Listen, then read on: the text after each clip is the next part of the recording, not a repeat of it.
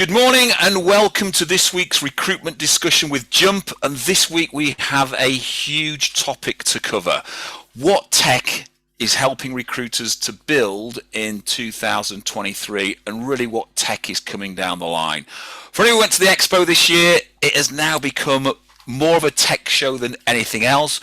However, to determine which is the right tech now for most recruitment agency owners is quite confusing.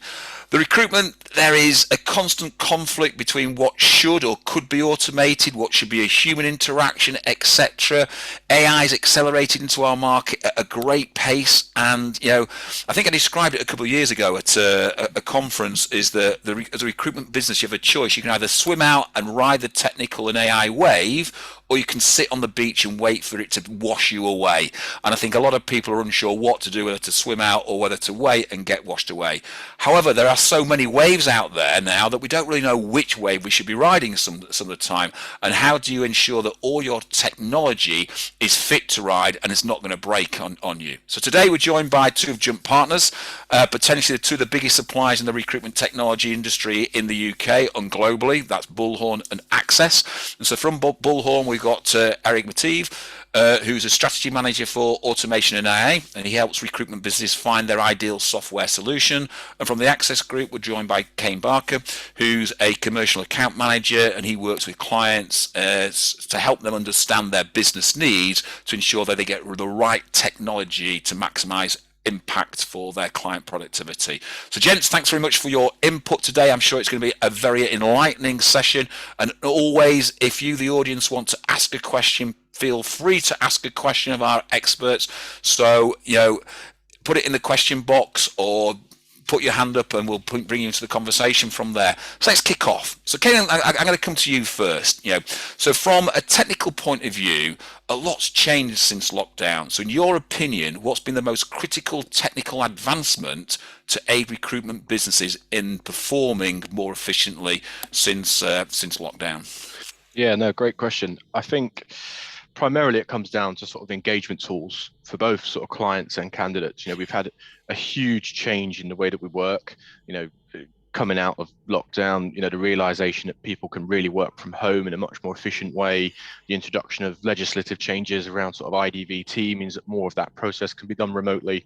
And being able to and the way people view technology has also changed, and the sort of demands of that technology have changed with it. So being able to sort of incorporate a recruitment operating system to sort of meet the needs of all of this change in the way that we're working, I think is essential in this sort of shift in landscape that we've seen over the last few years. Okay, Eric, how do you see that? I do agree with that. I mean, especially from an engagement perspective, what I've noticed, I still remember when lockdown happened. I was still an account executive back then, but the first 2 or 3 months were a huge wave of panic across all businesses. We all saw the wave of furloughs, of layoffs that happened across recruitment agencies. And maybe 6 months after that, we started to see business picking up, but there was still that fear within agencies of starting to hire again, because they didn't know if there wasn't going to be a second wave or a third wave or a fourth wave. We didn't really understand that we were going to get used to it, and remote was going to be the new way of working. So I noticed a big spike in demand of technology like video interviewing, for example. We certainly see that across our partners. But I might sound biased when I say this, but for me, automation was probably the one that really made a big splash in the recruitment industry. From an engagement perspective, like Kane mentioned himself, and empowering businesses to communicate at scale with their candidates, with their clients. Even though they had a smaller headcount, they still needed to be able to communicate with all those candidates and clients. So automation empowered them to do that without having to increase the headcount internally. And from a productivity as well, once businesses started to pick up, all these consultants were starting to struggle with bandwidth. So introducing things like automation would get rid of the busy work for them, so they could truly focus on what's important, which is making placements, generating revenue for the business, building relationships.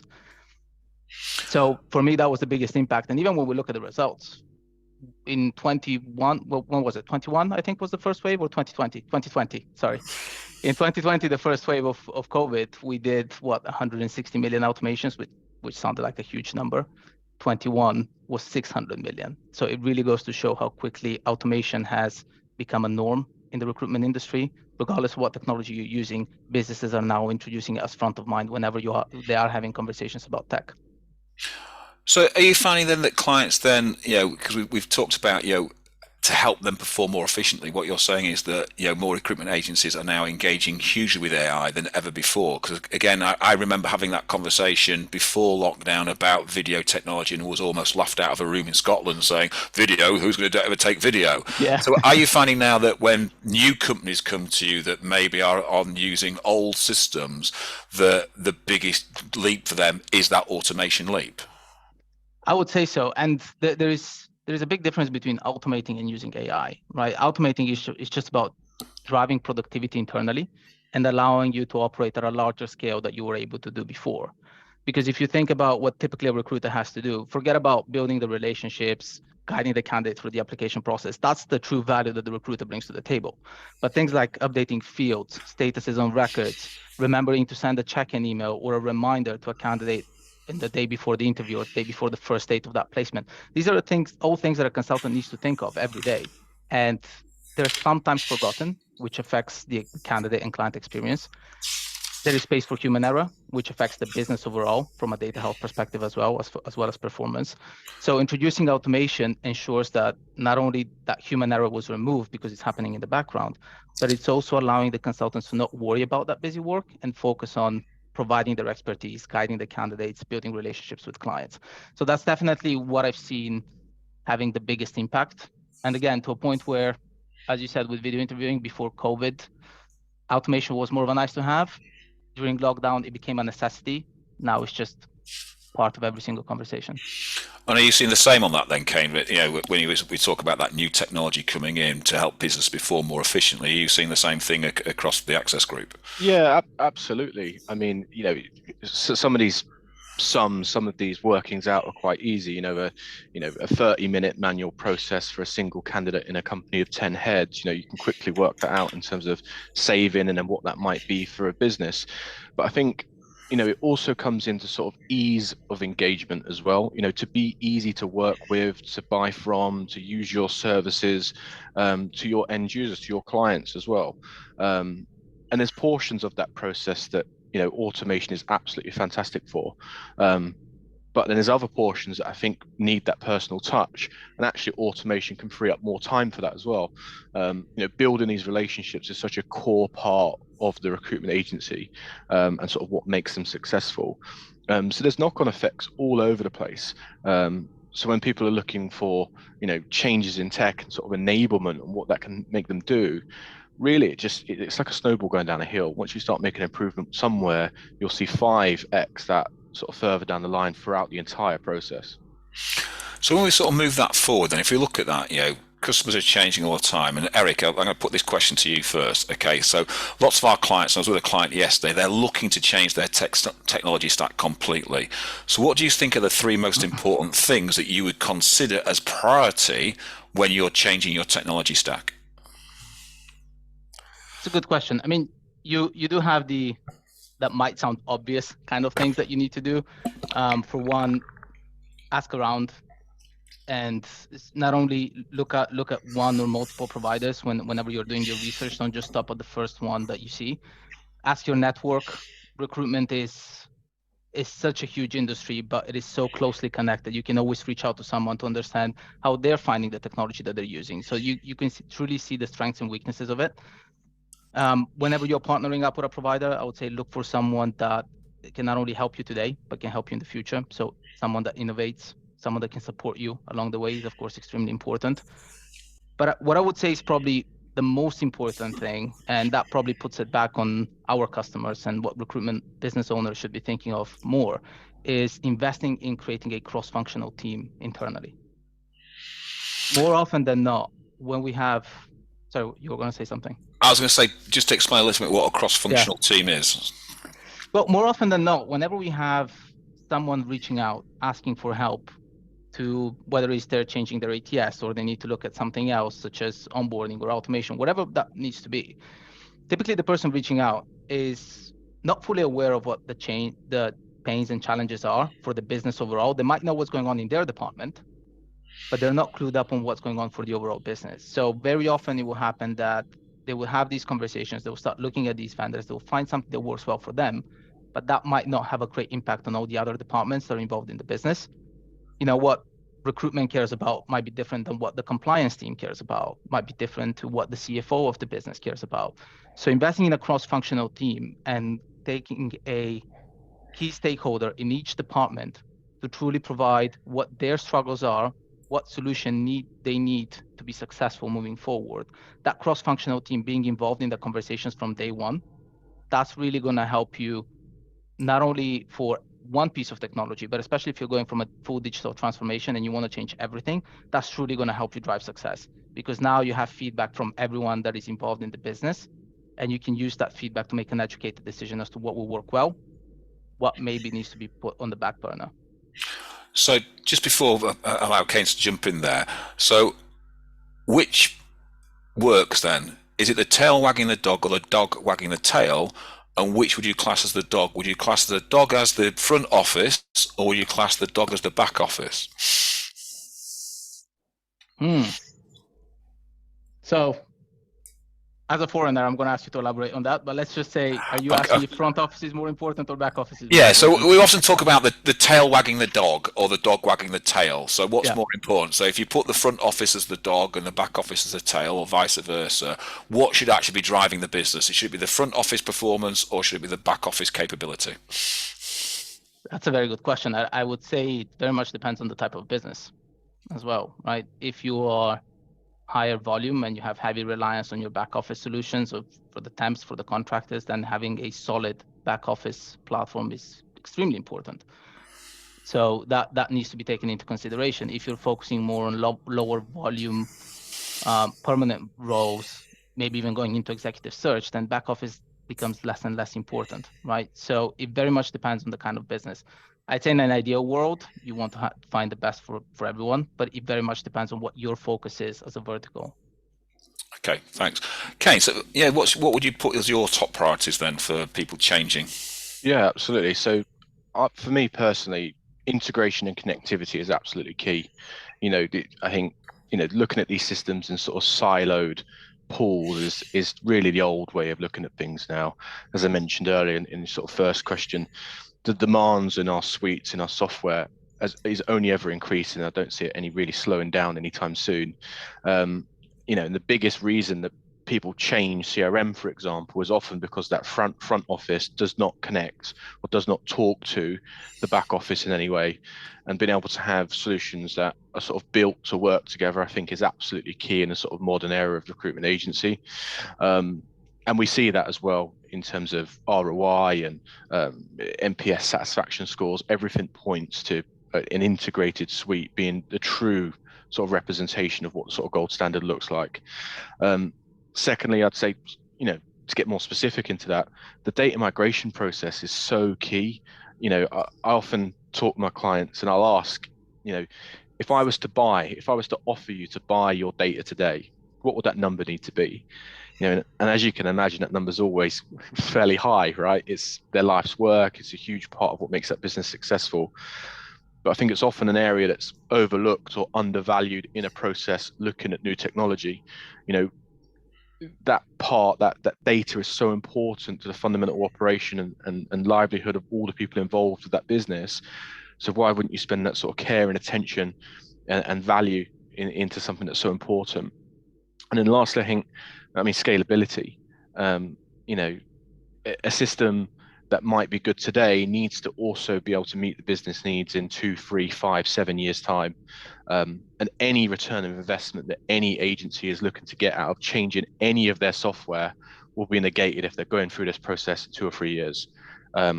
Really the sort of mindset needs to shift in terms of this needs to be a long-term strategic option for us as we grow in our 5-10 year plans for the business, rather than just, we've had a big growth spurt and need to make some changes today. I think they're absolutely key. And just going back to your question around sort of head wagging the tail, and I can't quite remember how you mentioned it. Tail wagging the dog. Yeah, I would actually say that's a sort of wrong way to look at things. I would say I'd sort of challenge you a little bit there. And I think it needs to come from an outcome-based view. I think you really need to understand what are you trying to achieve, rather than it, having this split between sort of front and back. It's a solution that might incorporate both of those, one of those, portions of it. But I think fundamentally the driver of sort of what the outcome is going to be from looking at technology needs to be driving the entire conversation. And what Eric said around essentially, cross-divisional sponsors within organizations to drive that, I think really need that in mind to sort of bring all of these pieces together. So it's interesting, isn't it? So if I then push this question back to you then, Kane, we see lots of clients needing help with that initial implementation of new technology, and worse still, their staff uptakes. And we were talking just before that, staff probably use about 30% of the actual CRM's capabilities, but we see staff, not looking to take up 100% of the optimization of that technology. How do you change that? How do you change it so when we implement new technology that we get 100% uptake from the business and their staff are actually fully engaged with that?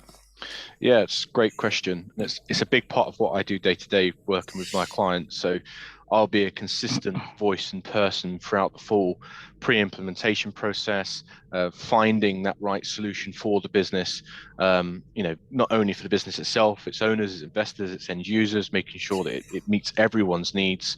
And then a structured onboarding plan to make sure that's successful. But something that I don't see carries as much weight, but I think it should do, is a sort of ongoing resource for things like training and development and the sort of evolution of the business. Often I think systems can be put in place and it's right, job done, on to the next thing, where it needs to be something that's actively managed internally as well as by your software provider. I use an analogy all the time. It's a bit like a high performance car, right? You can go as far as you like, as quickly as you want to, but you'll need to replace the tires, you'll need to change a bulb occasionally. These things need care to run as optimally as they possibly can do. And, preventative maintenance in that sense is always better than a sort of reactive repair. And I think, recruiters can do a job in sort of maybe changing the way that they view their technology suites as almost like a living tool that can enable them and their teams to perform much better. What's your view on that, Eric? Because this is a really big contentious part that we have clients constantly saying that our staff just do not want to use the technology that we've implemented. No, I very much agree with what Kane said there. He's absolutely on point. I mean, whenever you are going through an implementation process, if you're implementing tech, or you're going through a data migration, if you're changing your ATS or your CRM, certainly a lot of that effort falls on the provider or whoever is handling that implementation or migration process. But again, internally, I'm going to reference the CFT. That's going to be so beneficial for the business, because you're getting sponsors from each department. So if that technology is helping you in any way and it's helping your department, it is going to help the people that are under you. So as a sponsor, it is your job to push that product down the line to your recruiters, to your sales reps, to your compliance team, right? So having that sponsor involved not only in the decision-making process, but throughout the implementation and driving that adoption moving forward as well, becoming a champion for that product, that's what's going to help drive adoption internally. And then, of course, if you have the right analytics to support the performance benefits, the outcomes of implementing that product, that can help the team further adopt it and start using it more. So it's interesting because that's the big hurdle that lots of recruitment agencies get over. The next hurdle is, and if I come back to you on this, Eric, if you went to the expo, you're simply confronted with technology everywhere, which can be either very exciting or very confusing for quite a lot of people. What should you consider when adding new technology to an existing technology stack? Because again, lots of clients buy lots of technology and then find that they just cannot integrate it into their current technology stack. So what would you consider? I mean, there's always going to be the shiny new toy, right? From a tech perspective, whenever you go to an expo, there's always going to be something exciting. Very similar to where you mentioned ChatGPT. Back in November, almost no one knew what ChatGPT was. Now, 6 months later, everyone is using it, right? So when you go to an expo and you see a piece of technology that is extremely interesting, I guess the first question that you should ask yourself is, why do I need this technology? What problem do I have today that this technology will help me solve? And how will this technology help me further grow in the future? So is this just going to solve a pain now, or is this going to be something that I can safely invest in long-term and provide me with value? And if you find a genuine answer within yourself that this can help you, then the next step would be, I guess, explore the market. right? If you've seen one provider that can do one thing at that expo, chances are there are going to be 2 or 3 other ones that can do the same thing. So explore what's out there, because by answering the first questions, you've identified that you actually need a solution for this.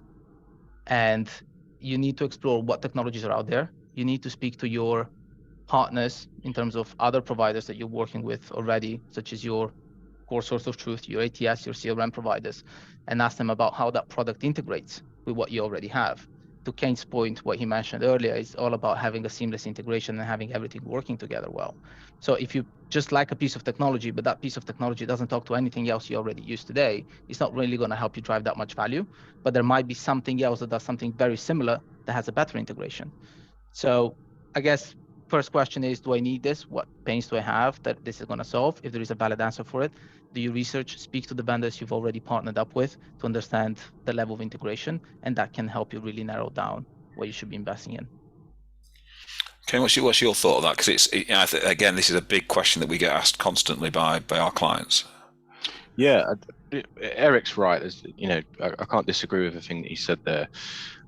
One thing I would say is, this question can be quite broad, and in some cases quite difficult to answer, especially if an agency isn't familiar about going into the market or looking at other providers, really understanding where the market is and sort of how that's going to change. So something I often ask people is, if we was to look to implement X software today and looking back at that project in 6 months, what are our measures of success? What metrics are we going to be looking at to determine that this was a good decision and a successful implementation? And often you'll find that those answers involve more than just the sort of silo of software that they're looking at.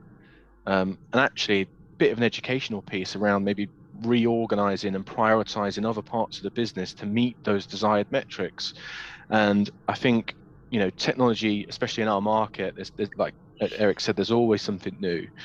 But understanding what we're trying to achieve and incorporating that into sort of our own operating systems may mean that actually, this might not be something for right now, but actually there's a bigger priority in this process or in this outcome that we're trying to achieve.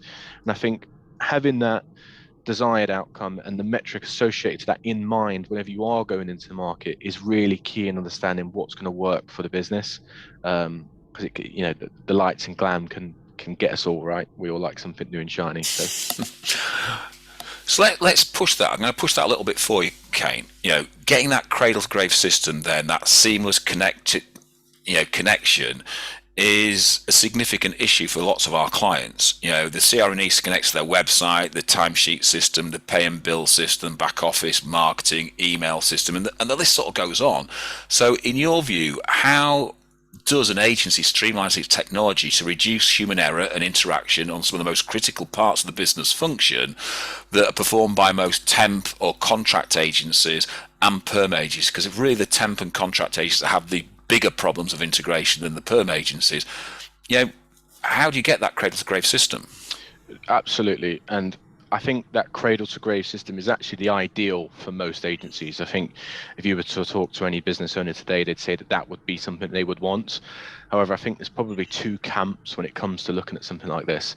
Either they understand that it's a big complex process and don't have the bandwidth or the energy or the experience to go through it, or actually there's another camp where they're quite sort of blasé about implementing this and maybe don't dedicate as much time, resource or energy in doing this. Me personally, as an account manager, as you can imagine, I go through these sort of digital transformation projects with my clients all the time, and I've really found the most success in sort of tackling this in terms of this project approach. You just rattled off a few things there where everyone's trying to incorporate everything, and it can be really daunting.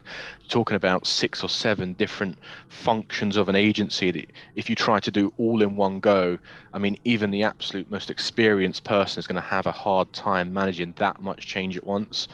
So being able to, by working with a technology provider that sort of has a proven track record with big integrated solutions like this, having key stakeholders in that process to prioritize what needs to come first and in what stage, having a real good sense of timescales, and setting out a plan to tackle phase 1 implement that, have a solid onboarding experience, an easy accessible resource moving forward to be able to get further development and training while resources transition into a second phase to the rest of the team is really, really key. You know, I think human nature, if we want something, we want it now. But sometimes good things come you know, to those who wait, in a sense, and sometimes, you know, the priority needs to be do this, then do this, then do this, rather than doing it all at once.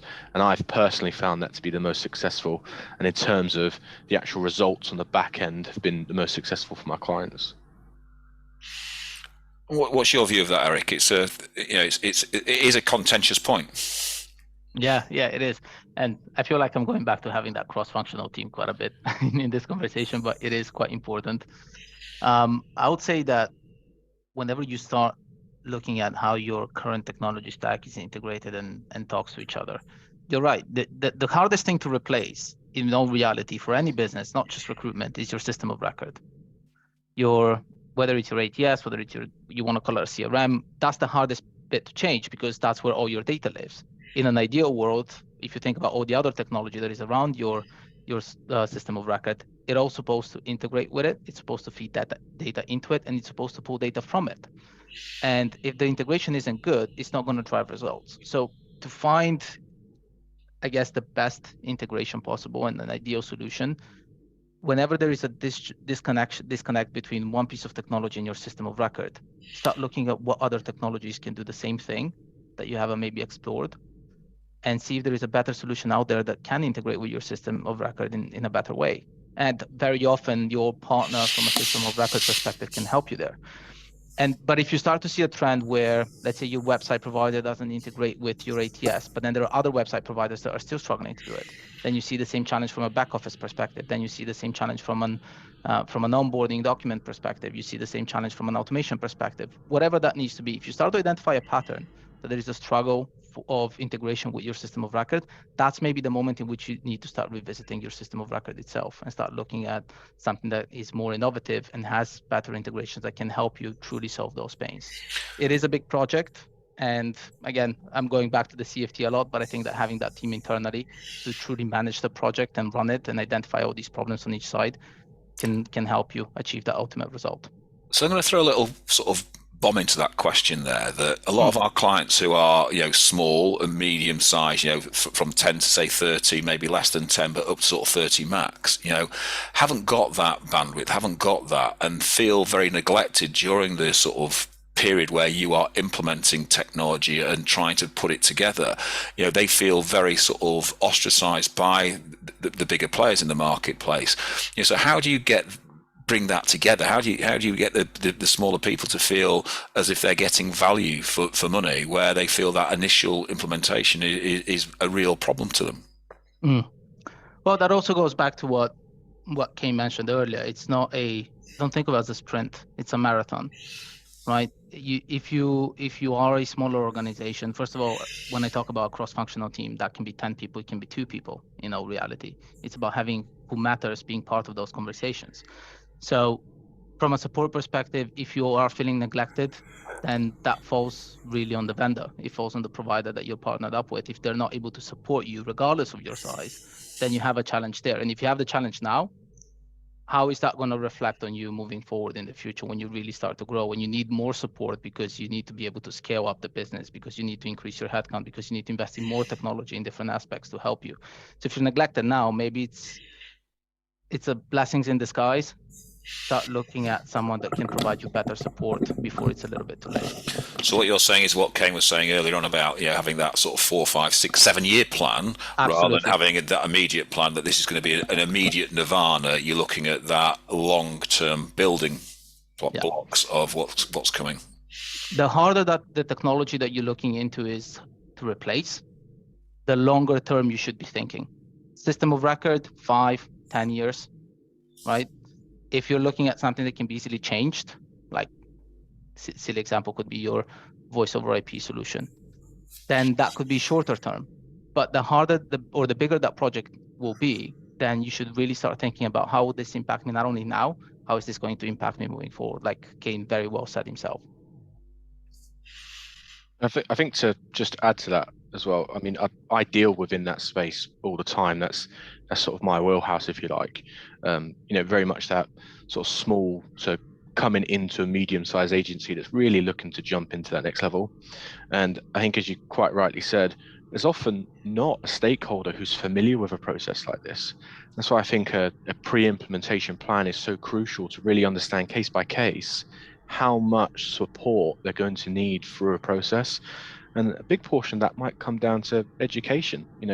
Here's what we can expect. Here's maybe some of the common hurdles and pitfalls that we're going to face, but here's what we're going to do, and put these steps in place to make sure that they're either eliminated or as minimal as possible.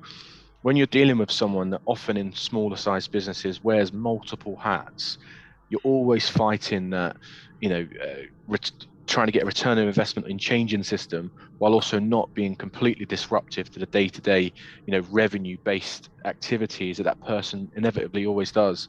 So being able to have a project and someone sort of, really leading that, who's done it many times before, i.e. your technology partner, is essential for those businesses, because without it, it will just be too much and too disruptive to really see long-term how this is going to benefit the business.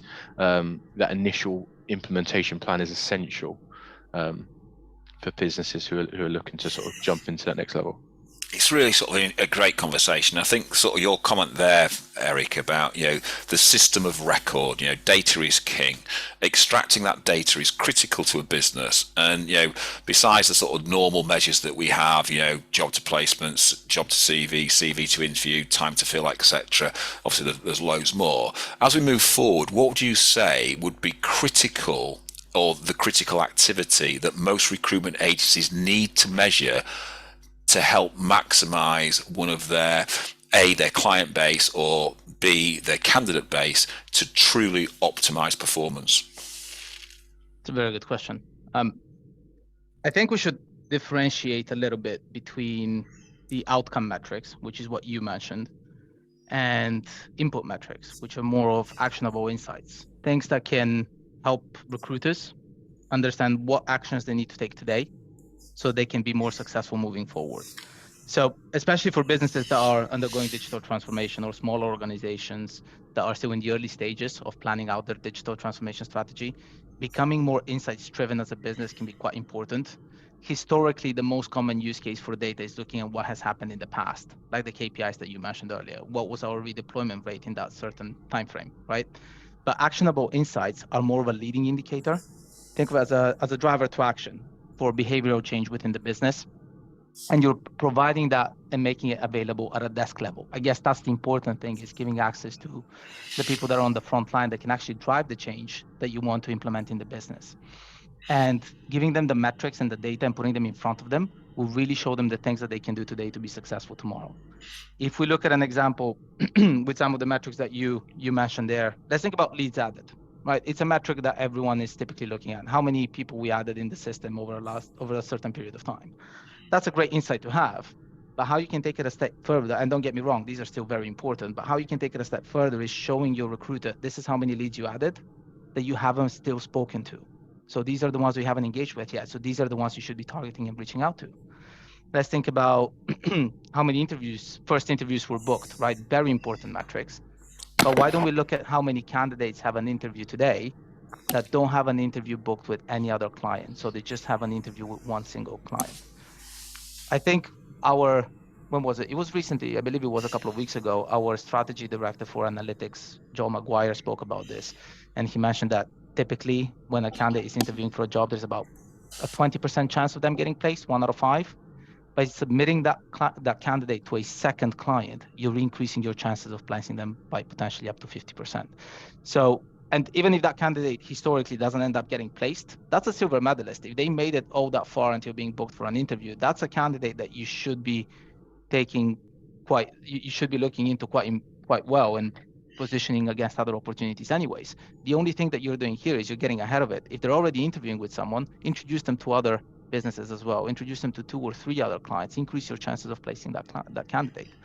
And that type of data is not typically available to recruiters. enabling them to see that information will help drive those best behaviors. And that's also what's going to help adopt any technology that you're implementing as well, because you're not only showing them what's happened in the past, is you're showing them what they need to do to be successful.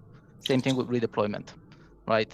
You want to know what your redeployment rates are, great, but show your recruiters what they need to do to increase redeployment. Like show them the people that are ending their contract that don't have an extension yet, that don't have their CV sent to any other customers just yet, that are not interviewing anywhere else just yet. That's what's going to help you retain those candidates and not lose them to the competition. So it's interesting. We've talked about that an awful lot, about candidates to have multiple interviews, so put them forward to multiple clients. And I think it was I think Dave had a conversation with the head of data for Microsoft, and they were talking about candidates having multiple opportunities. My son was just literally went for a job. He had 8 interviews, 7 offers.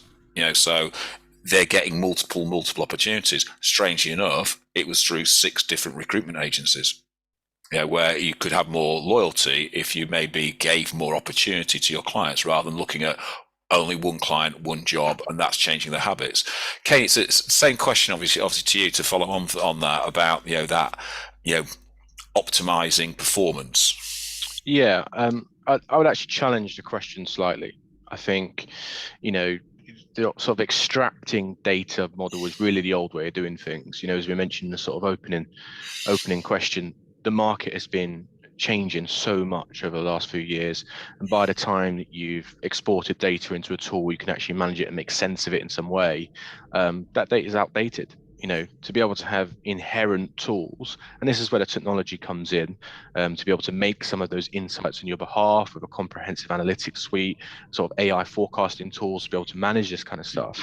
You need that in real time. The industries can often change, on a flip of a coin. Sometimes it feels like, and the businesses that have that readily available at a moment's notice are the ones that can react faster, adjust quicker, change the market conditions, and ultimately have a much more steady graph in terms of their growth and expectation moving forwards. It's so difficult to predict, especially over the last three years, how the market's going to change and sort of where the business needs to react to do that. So being able to sort of have those tools to give yourself some encouragement and the business some security is essential. So I'm going to ask you a very quick question. So you'll have a product that can do that. So tell me the product that you know that you can do that, and then give me a product outside of your business product suite that can also do that, that would be a competitor. Absolutely. So our analytics suite within Cherry is the absolute tool that I would be pointing people towards if they're really looking to capitalize on data metrics, as Eric mentioned, and turn that into sort of future revenue growth. Okay. Typically, this is done with external tools like BI tools or other sort of data capture and manipulation tools outside of systems typically, whereas this is all inherent within that centralized data center in your CRM. At the heart of that recruitment operating system, you get all of that insight instantly.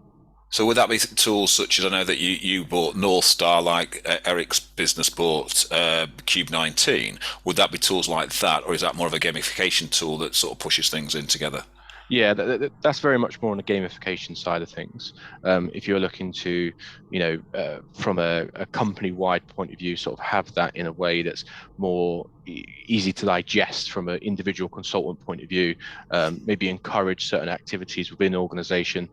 Utilization of things like that come very much into play with gamification tools like that, ensuring that the best practice activities are adhered to and sort of having reward and incentive programs in and around that process.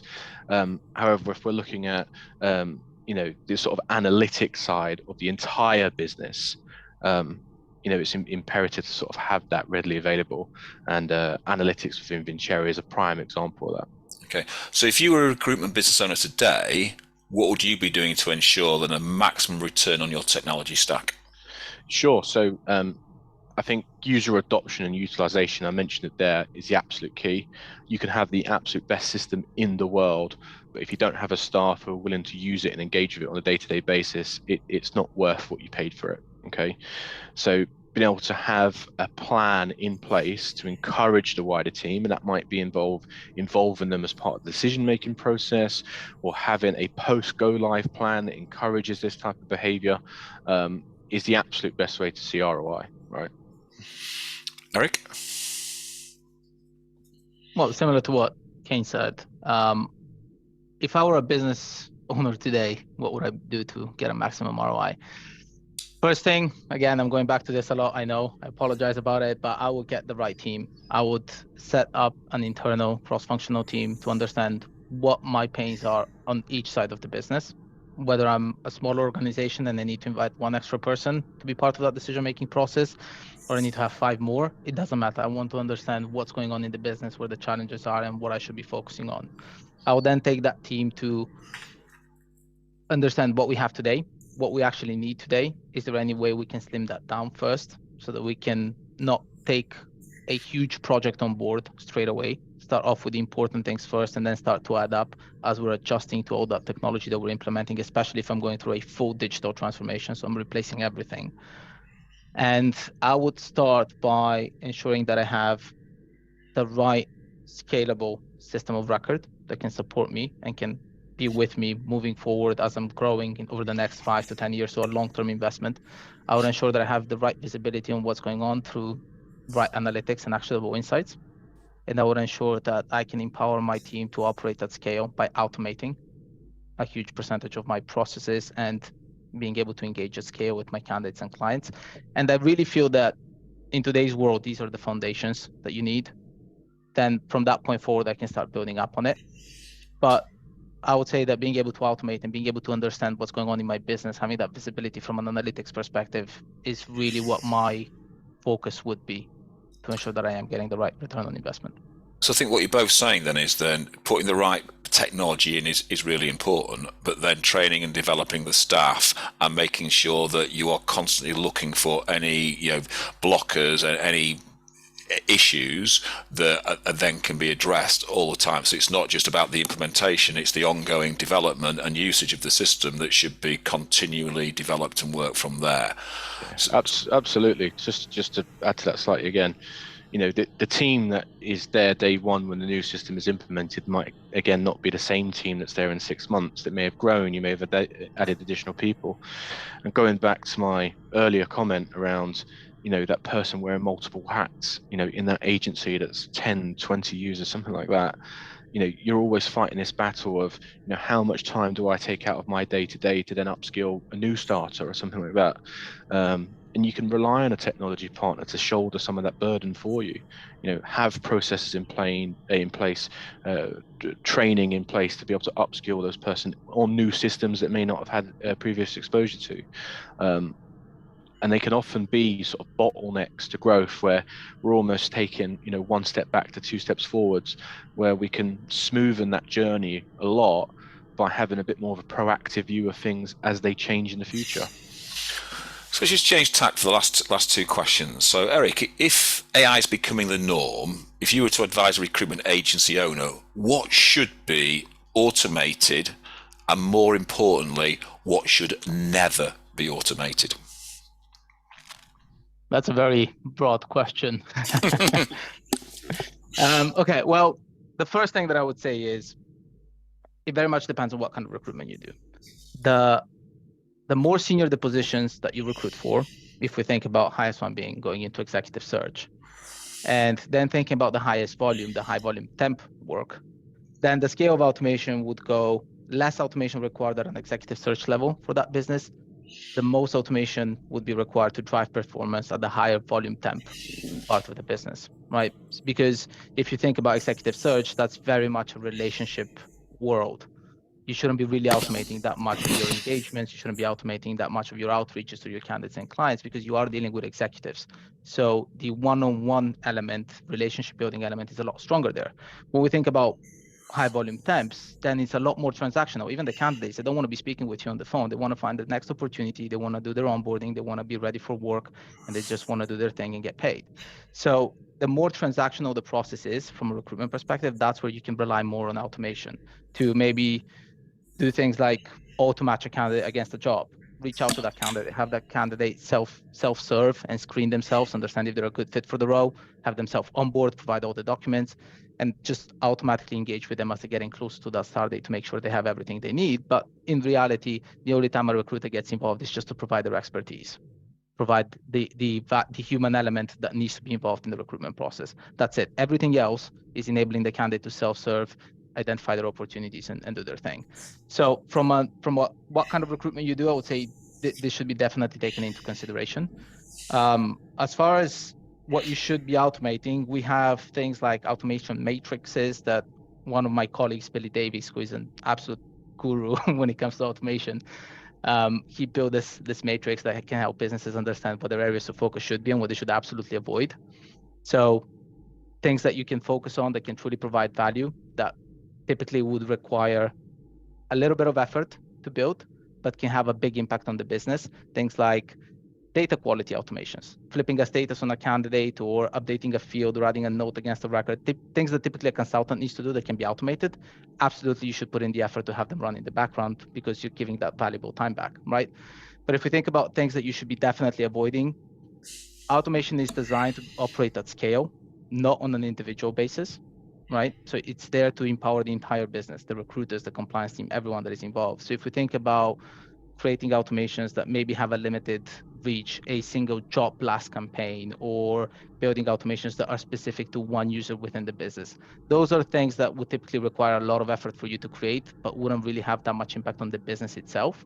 So are things that you should really be putting on the back burner. Your core focus should be, what can I do today with automation that requires work from everyone in the business, that I can take away from them and have run in the background so I can give them back that valuable time. Which are those things, like updating or doing the admin for them, creating placement-based automations that are directly connected to your bottom line. So ensuring you're creating an incredible aftercare experience after a placement is made, focusing on your redeployment efforts to engage with candidates as they're getting closer to the end of that contract, start positioning them against other roles. Those are all things that can help you get a good return on investment and generate more revenue. Okay. I mean, to simplify, I mean, really, it's traditional manual tasks that require little to no client or candidate involvement should always be automated. You know, it's easy to see where the return will be. They're scalable, and you're not having to have the effect of any sort of negative relationship impacts or anything like that. And you can see that in, you know, document capture and recording, pre-employment screening process, analytics reporting, all the way through to some, you know, payroll and billing processes. I think things that should never be automated is anything to involve sort of client engagement. Mentally, people buy from people, and a lot of the client relationships are really the sort of value that recruitment agencies I talk to have, and some of their USPs come in sort of the service they offer their clients. You can't do that through automation. You need that personal touch. You may see some short-term benefits with that type of stuff in terms of efficiencies and time savings, but I think actually you'll remove some key differentiators that some of these agencies have in the long term doing that. So, you know, you'll never replace the recruiter and their relationships. I think there's absolutely 100% more that agencies can do in terms of automation. But I think, you know, sometimes you know, things need to stay the way that they are because they work the best. It's interesting. I would like to add to that as well. Kane made a very good point there. There used to be, and there still is, somewhat that fear that AI and automation will replace the recruiter. That really isn't the case. Automation is built to empower recruiters to be more productive and be more effective at what they're truly good at, which is building relationships, right? So what Kane mentioned there is a very good point. And even when we think about where you mentioned client outreaches, candidate outreaches, automation is there to help you initiate those important conversations. But that's it. Everything else is left still in the recruiter's hands because they're the valued element in those conversations, not the automation piece itself. Okay, so the final question, a very quick question to you both. Okay, obviously there's a lot of technology sort of coming into the marketplace. There's a lot of technology flying around the marketplace. If you could sort of say, what do you see, what piece of technology you see that will absolutely revolutionize the recruitment industry coming down the line, what would you say that is? Sure, I'll jump in. I think the obvious answer is AI, right? I mean, we spoke about it a couple of times already today, you know, chat GPT being a big thing in the market at the moment, to be able to incorporate that, you know, into your suite, to be able to ask it, for example, a prospecting list to show, you know, who's hiring and some of their hiring trends and patterns over the last year or so, I think will be an absolute game changer. But I don't think it ever replaces the sort of fundamental role of a recruiter. I would actually go as far to say that I think we've seen probably the biggest technological change already in the last sort of year or two. You know, with all this change that we've seen globally, I think the market has had to react to that. And now is the absolute best time for agencies to capitalize on all of that investment and innovation when it comes to technology in this space. Eric? Well, AI, I would agree with Kenny on that one. AI is definitely the thing that will come, the big next thing in the recruitment world and everywhere else in general. I think that AI will take a little bit longer to come to recruitment. I mean, I'm already seeing some businesses, technology businesses investing in it and starting to create all these cool different solutions around AI. But I still think that AI has a bit of a way to go until it's ready for the recruitment world, because we are very much a relationship business, relationship focused kind of business, more than some other industries. So maybe long term to medium future for AI. Near future, I think that self-service will become quite important in our industry.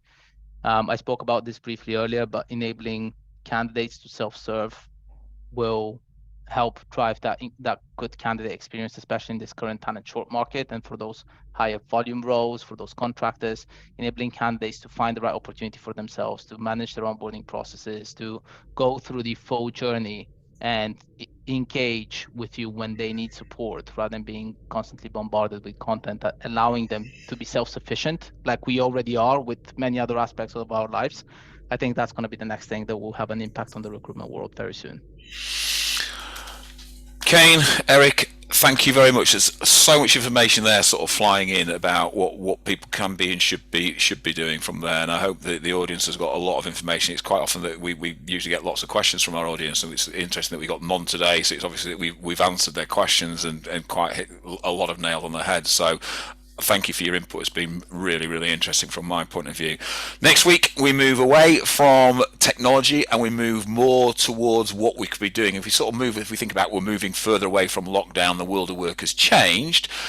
It needs to continue to evolve. And so next week, we're going to challenge that conversation. Is can you create a performance culture and a well-being culture all at the same time? So Kane, Eric, once again, thank you very much for your input. Much appreciated. Ladies and gents, I hope you've enjoyed it. Enjoy your week. Enjoy your long weekend again. And we'll see you all next Wednesday. Thank you very much. Thank you for Thanks having for us. me. Cheers. Thanks. Goodbye. Take care all. Bye.